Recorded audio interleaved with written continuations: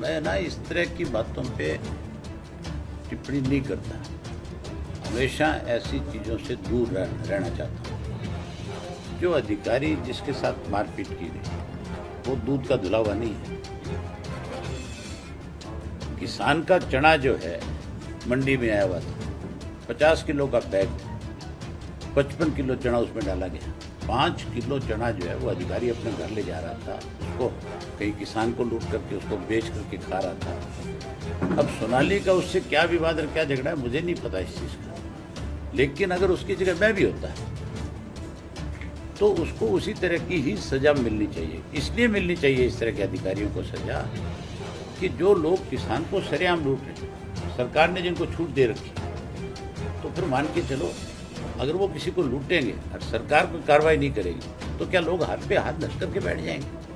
तो आप सोनाली किसान का अगर कोई फसल लूटेगा, अगर मैं किसी मंडी में जाऊं, मुझे किसानों की तरफ से शिकायत हो और मैं मेरी मौजूदगी में बैग तुलवा लूँ और अगर वहाँ इस तरह की चोरी मिले तो मेरी जिम्मेवारी बनती है पहले पुलिस को बुला करके उसके खिलाफ कार्रवाई करवानी चाहिए। लेकिन पुलिस तो सरकार के दबाव में, आप देखो कितने बड़े बड़े घोटाले, यहाँ धान का कितना बड़ा घोटाला है, शराब का कितना बड़ा घोटाला है, गेहूं का कितना बड़ा घोटाला है, कहीं किसी के खिलाफ कोई कार्रवाई है?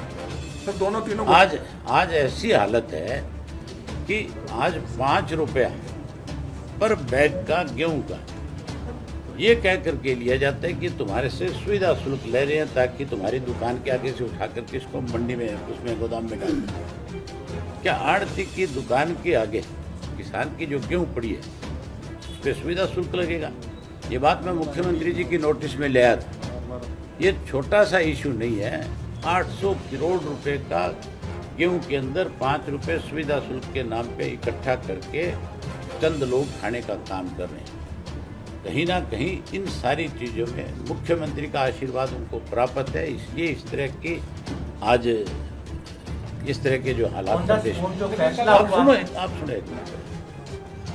हमारे यहाँ पे सरसों की खरीद हुई, आज भी 20,000 किसान ऐसा है जिसकी सरसों नहीं खरीदी गई, और जो खरीद की गई वहाँ 4 सेक्रेटरी सस्पेंड करी, जबकि वहाँ की 8 या 9 मंडियों के अंदर ये लोग गए थे, इनके डिपार्टमेंट के, एग्रीकल्चर डिपार्टमेंट के, मार्केटिंग बोर्ड के, जो मार्केटिंग बोर्ड का CEO है वो भी गया था, लेकिन उन्होंने 3-4 को छोड़ दिया। कहीं उनसे भी उन्होंने कोई साठ-गांठ की होगी, कहीं उन्होंने उनको ऑफर दी होगी, इसलिए उनको छोड़ दिया। सही मायने में अगर सारी मंडियों में सरसों की खरीद है उसकी वेरिफिकेशन हो जाए तो कोई मंडी ऐसी नहीं है जिसमें इस तरह की बेईमानियाँ नहीं हुई। ये तो सरकार लॉकडाउन के बहाने से लोगों को लूटने में लगी हुई है।